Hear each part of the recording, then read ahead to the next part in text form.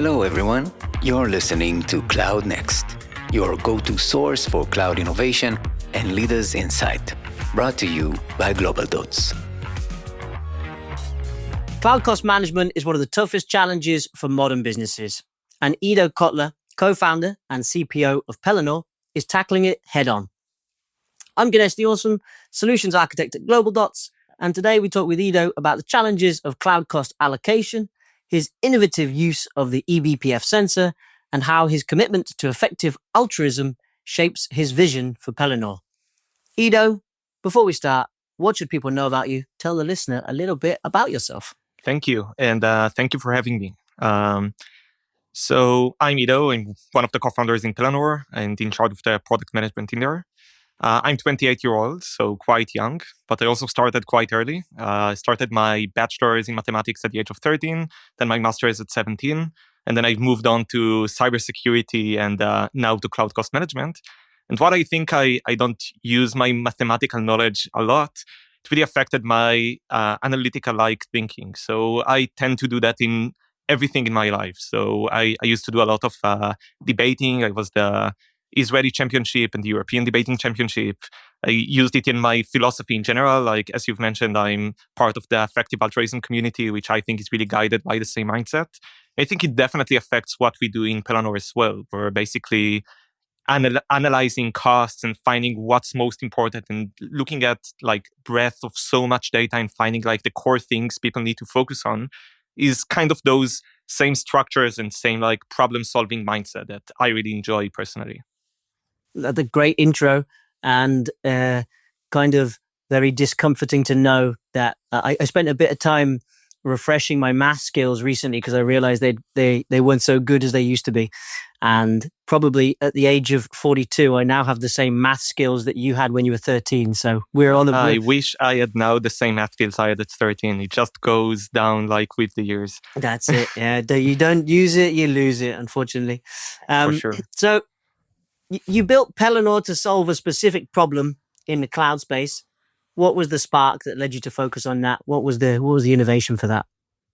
Yeah, that's a great question. I think the one I get the most when like people ask me about that is like, why not cybersecurity? We're already in that space. Why not do that? So I feel that for me, what really led me into this space is that you have a huge, huge challenge of like costs, both being immense at the moment, but also growing at an alarming rate. And people don't really know what to do about that. But also it's extremely measurable. So I think, for example, in cybersecurity, I feel that people mostly sell kind of fear and uncertainty. And therefore, a lot of things are kind of around who has the best marketing, the best narrative, because you can't really test that. They think in cloud cost, things are extremely testable. So if you're doing well, people can see that and measure you. And therefore, if you have the best stack, you're going to win.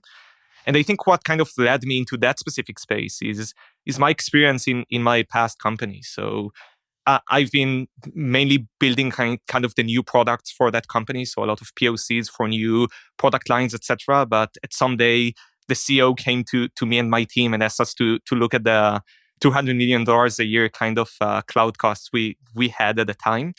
And looking at existing tools didn't really say a lot about that.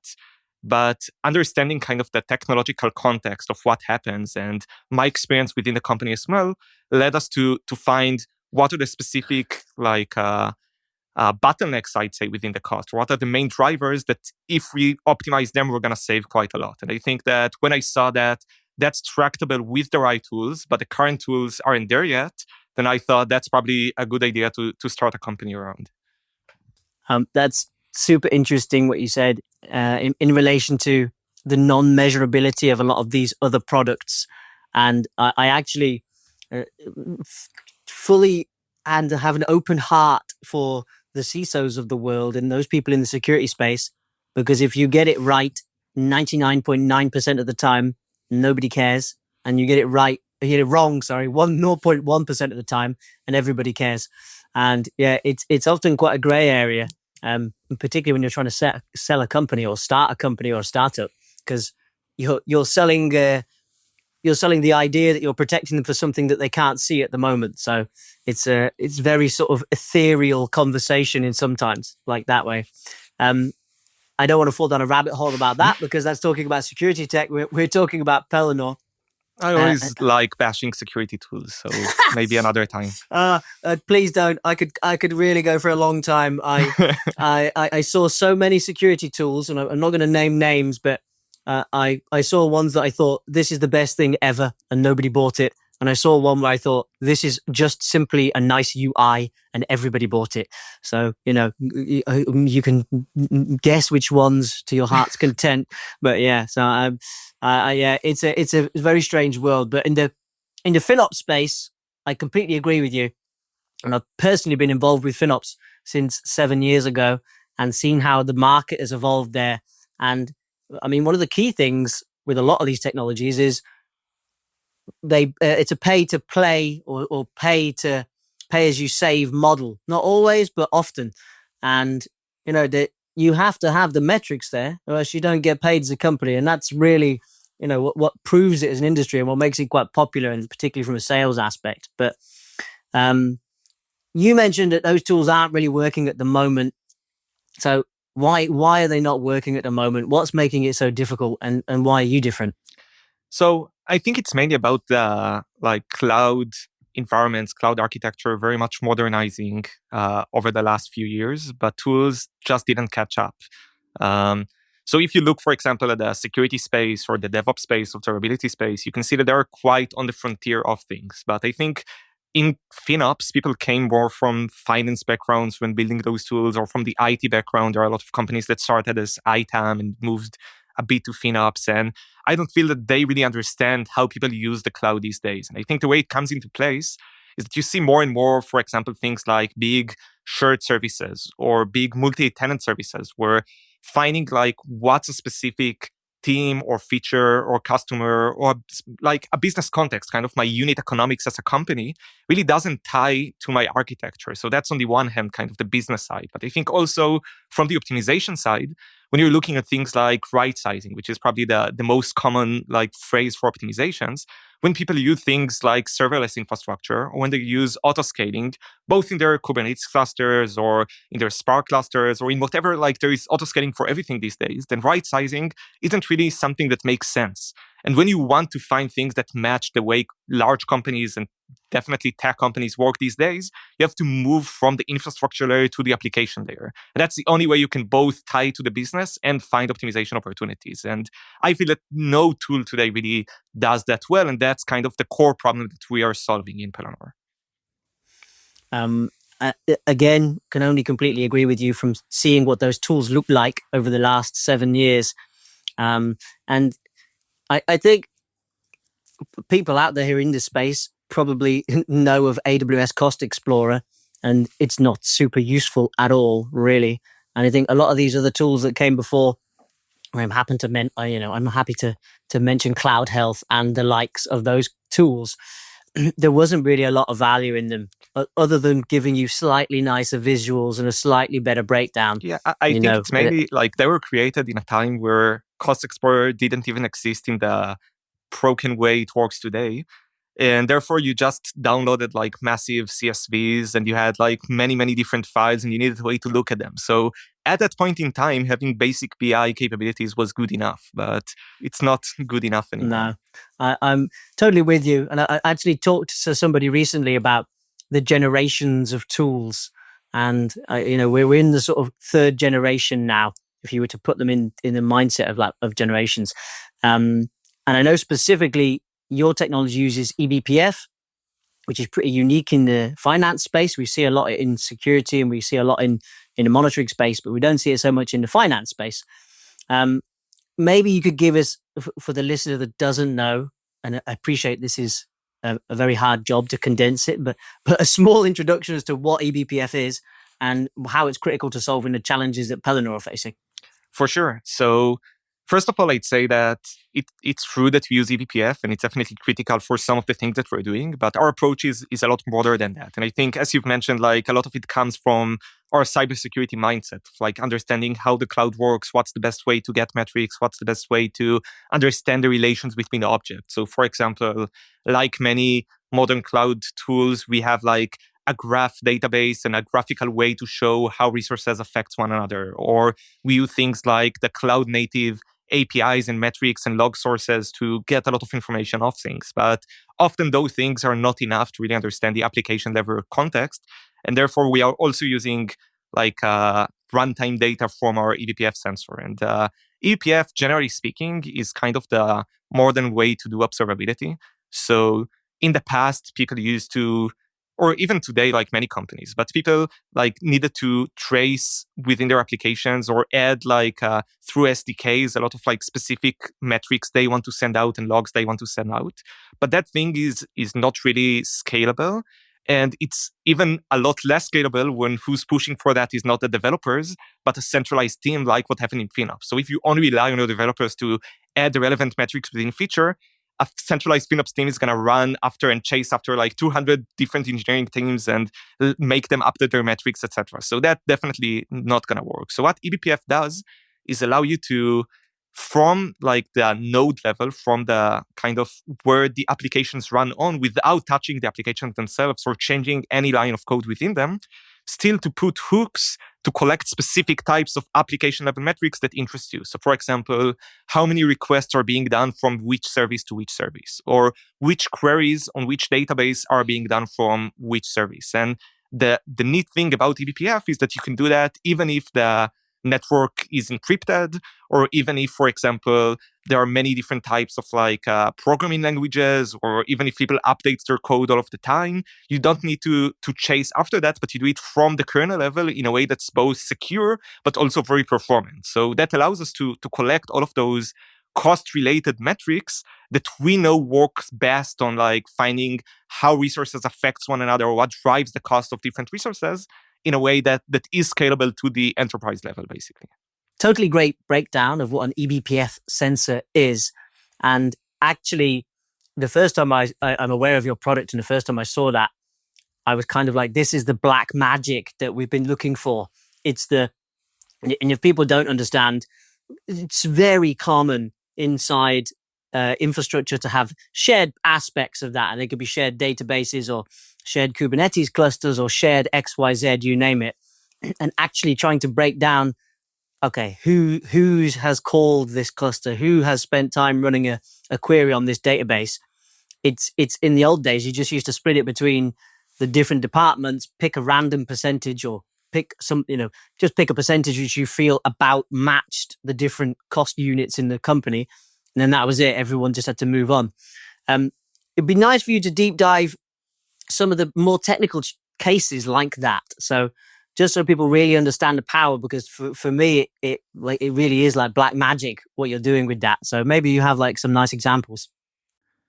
Yeah, of course. So first of all, I think it's important to kind of explain why cost allocation is so important within this space. And then we can go after the specific use cases. But the way we look at that in Pelanor is three major pillars. So the first of which is as a way to create accountability within the organization. So centralized FinOps teams can't really be in charge of chasing all of the different FinOps tasks within the organizations, both because they don't have the permissions to do so, but also because it's usually 2 or 3 people in a very large company. So the way to actually create change is by making every engineer accountable to what they're doing. And the only way to do that is by having the right incentive structures that people trust and giving them the right data to actually take the right actions about that. And I think cost allocations really tie into that, because when you're using shared services, let's say you have a very big data lake, for example, or a data warehouse that's everyone within the company is using, then if only the data team or the platform team would be in charge of that cost, they wouldn't have a lot to do about optimizing that. But once you make people accountable to what they're doing, and then you see, for example, from either the metrics that we collect or the eBPF sensor that shows us for workloads, how it's using the data lake, then you're seeing that, for example, 20% of that cost comes from this specific team. And now the next month, this team is getting a bill for, let's say, $200,000 off the data lake usage, which they didn't used to get until that month. And then they were starting to think, is it really worth it? What are the queries that I'm running on top of that? Am I indexing my tables in the right way, etc.? And those questions wouldn't have been on their mind otherwise, because they didn't care. They weren't measured on those types of things. So having this accountability that only comes from cost allocation is critical to democratizing those costs and pushing forward kind of the sort of projects you can do in a company. But secondly, and very differently, I think besides the low-level changes, it also allows for much more higher-level business changes. So once you know your unit economics and, for example, your cost per customer or cost per product, or which actually of your breadth of features impacts your cost, or even like flows within your applications impacts your cost like in a big way, then that can drive product decision or pricing decisions, which are even more critical to the efficiency and the profitability of a company. So we've worked with a company that, for example, found a way to change their pricing model in a way that is now split between different tiers of customers, because through our applications knowledge, they found out that large customers very differ in their cost structure internally than medium-sized customers, and they should use different metrics to charge each of them. So that kind of decision making really impacted their margins, their business, but that could only have happened through understanding of the unit economics, and that requires that like in-depth application level knowledge of within my multi-tenant application, how much this type of customers drives my cost versus that other type of customers. And I love the idea of just democratizing that, but also giving a really solid view into each engineering team. And I've heard a few ideas around how best to approach that wall of fame, wall of shame, to show the most expensive versus the cheapest or the most efficient. And I spoke to a company recently, and they have like DevOps guys love to have stickers on their laptops generally. So they created like a $500, $1,000, and a $2,000 sticker that said, "I'm a FinOps pro. I saved $500, or I saved whatever."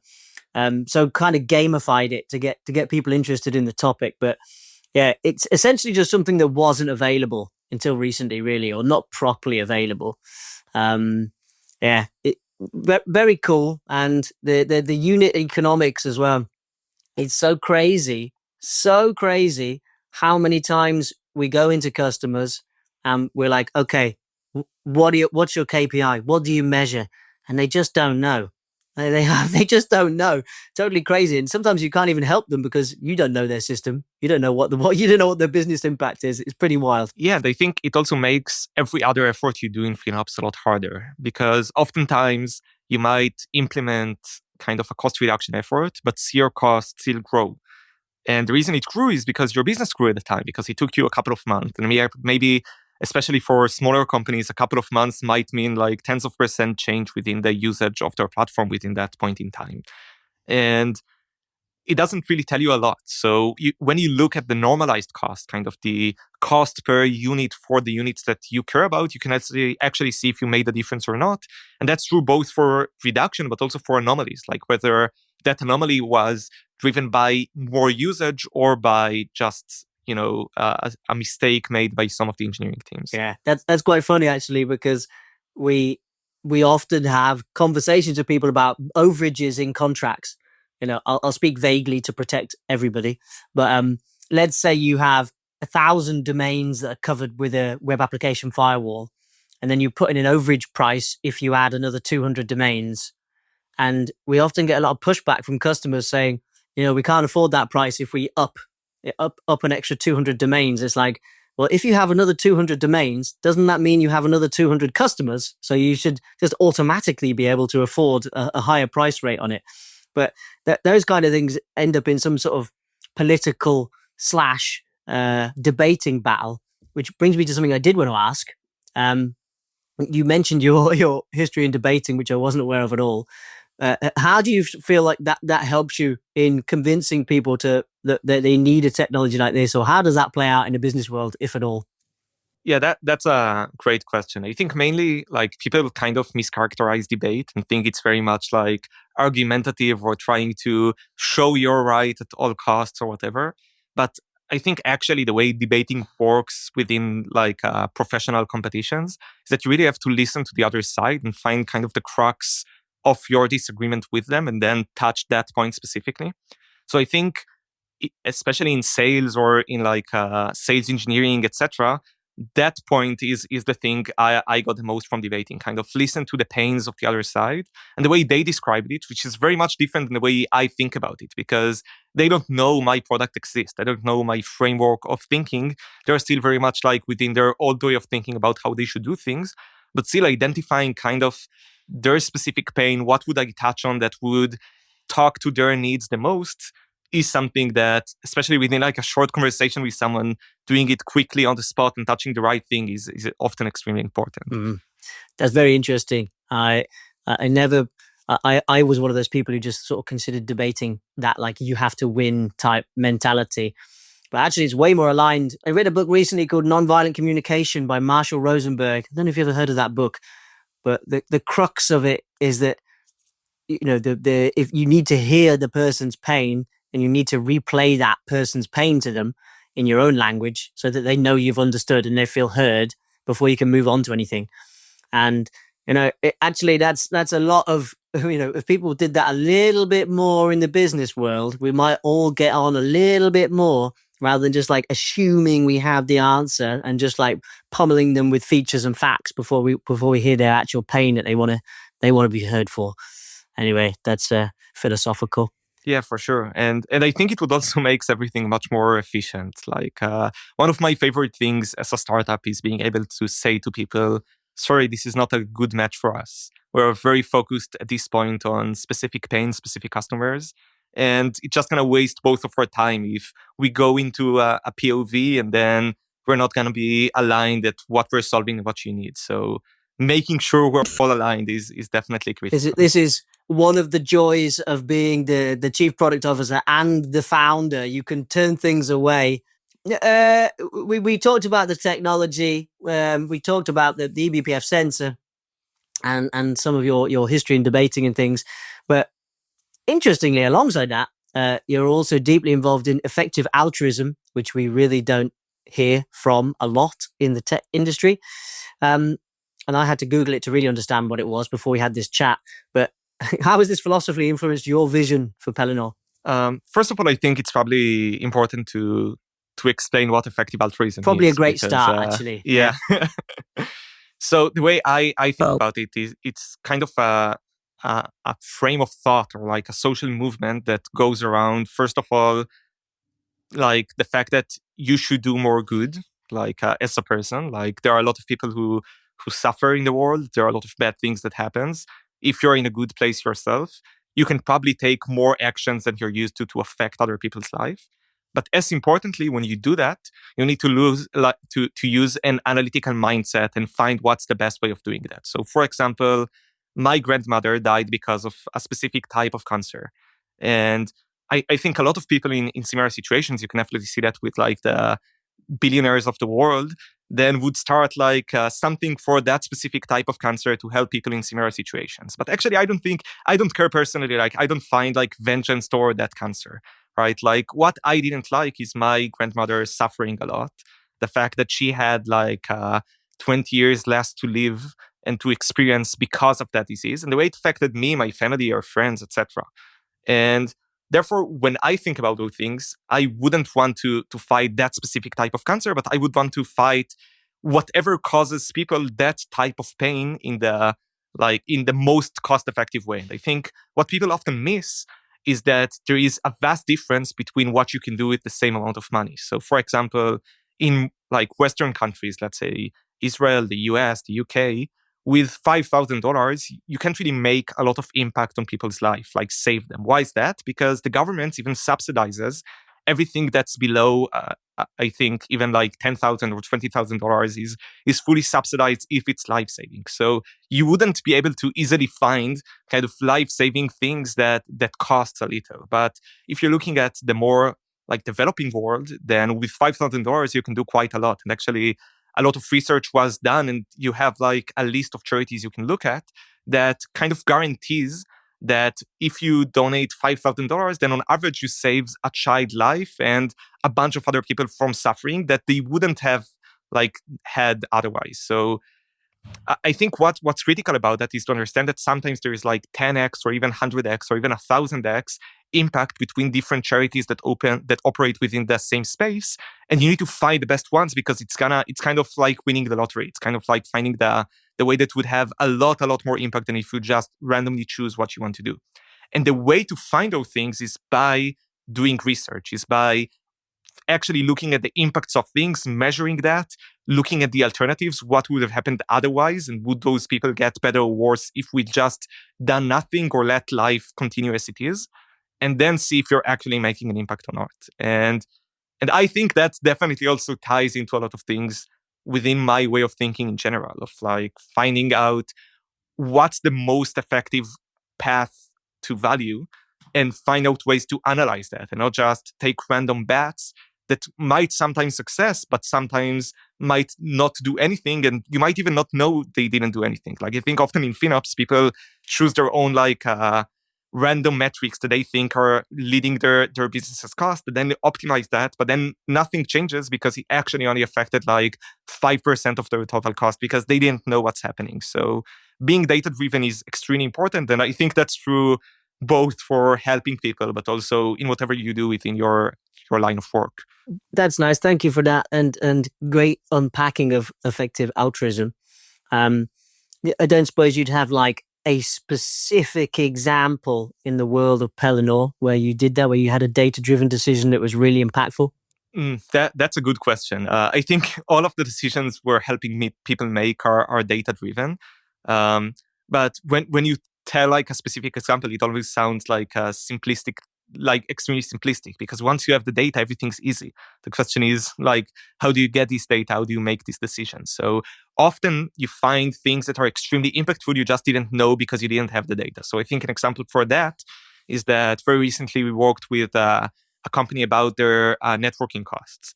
And networking is often a black box within cloud costs. You see like one line item for your NAT gateway for that VPC, for example. You see within your cluster a lot of cross AZ costs that you can't really know who caused that. You just see that it's 30% of your cluster's cost, for example. And what we have found once we've brought that data to them is that the vast majority of their cross AZ costs in that scenario were caused because of an internal monitoring tool that wasn't configured properly. And then solving that was basically a configuration change that puts shards in the right AZs and make applications send the data to the right AZ and not cross AZ. But that saved them, I think, hundreds of thousands of dollars a year, just that specific change. And it was extremely easy to do, like a couple of hours work, but you can only find that specific application between all of the different things they run on their cluster and all of the different applications that communicate with each other once you have the right data and you know where is the bottleneck within your networking cost in that scenario. That's real needle in a haystack stuff. Yeah. But that's actually a great example. So thanks for unpacking that. You're obviously pretty deep in the FinOps industry generally, and you're speaking to a lot of customers on the weekly or on the daily. What do you think the companies need to do differently to manage their costs effectively that they're not doing today? So the way I would phrase that is that people need to focus more on the bigger picture and kind of think from first principles and not get into chasing an immense amount of low value opportunities, which I think people tend to do because it seems easier. So like in cybersecurity, you have like all of those false vulnerabilities and like chasing 20,000 things you need to update every second. And I think in FinOps, they might not be false positives, but you do have kind of the same things that often making the engineers take action on those things, which, by the way, what a lot of the current automation tools do as well. They open Jira tickets for engineer, but they don't delete machines from production environments because no one would allow them to do that without someone taking a look at that. But the engineering times needed to work and understand and get the context and fix the issue sometimes might not be worth it on how much the issue really affects you. And on the other hand, oftentimes finding those big things that really drive your cost is someone no one's doing because it seems intractable. So finding out what are your cost drivers from first principles, what's the thing that if you're gonna squash or cache or re-architect, you're going to save 50% of your cost, which can often be done in most applications. Like ask any engineer on a specific flow if they take 2 weeks, could they do it twice as fast? In most cases, the answer is going to be yes. But the question is what they should focus on specifically, where is the big bottleneck? And for that, you need to think bigger. You need to find out for your business what's going to make the most difference and how can I not look at the chaos of like those low-hanging fruits that oftentimes are not worth it. And I think that's definitely missing from the way most people tend to think about the role within the FinOps space. What do you reckon the barrier is for that? Because I would say the reason that you don't have somebody looking at that is you probably have to have either a named FinOps personnel or you have to have a named optimization architect. And I feel that unless you're in the several hundreds of thousands of dollars a month bill in AWS, I don't feel like you're going to have one of those in your organization. But what do you feel? So I think it's even harder when you have that person within your organization, because I think, like from my experience, smaller companies that have like their VP of R&D or chief architect looking into cost actually do those things more often than larger companies that have that FinOps person. Because for that FinOps person, especially if they don't come from like a very technical background, what I've mentioned earlier seems a bit too hard to do because they don't know the architecture of their company and they don't really like. It's so much easier to say, here I have an endless list of small tests to do. I'm going to go over them one by one. I think what's missing for those types of companies is the right data to find like these types of projects. And that's kind of why also we've set like what we do in Pelanor in the way we do, because I think making that data accessible at large scale for large companies is often very difficult. But with the right tool, it can be easy. See, you are very good at debating because I put that question there with what I thought was in my mind, and you've actually convinced me that no, you are correct. Because when I actually think about the customers we deal with, the most inefficient ones are the larger ones. And it's probably exactly for those reasons, or definitely in part for those reasons.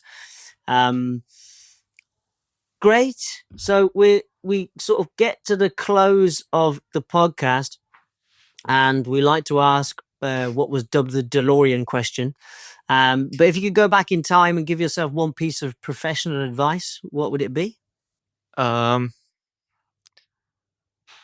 think mainly to kind of like what I said earlier, but about myself as well, to keep my eyes on the bigger picture. I think, especially as a founder, it's really easy to really focus on what's happening right now, like this POV, this feature, this deadline, and put everything you have on that.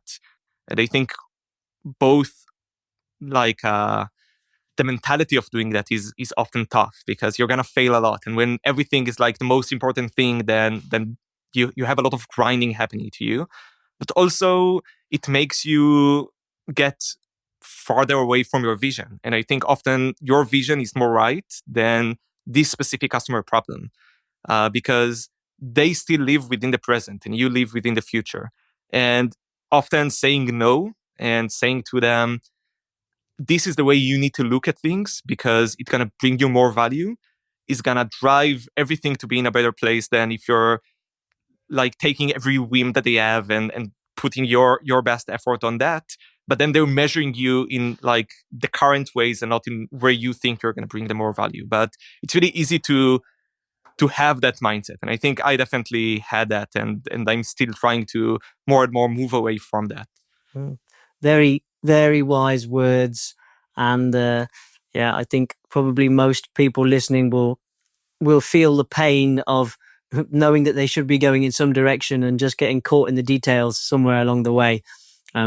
I am personally terrible at that, and I'm also really bad at saying no because I just like to say yes to people. But that's a journey that you have to learn the no's, basically.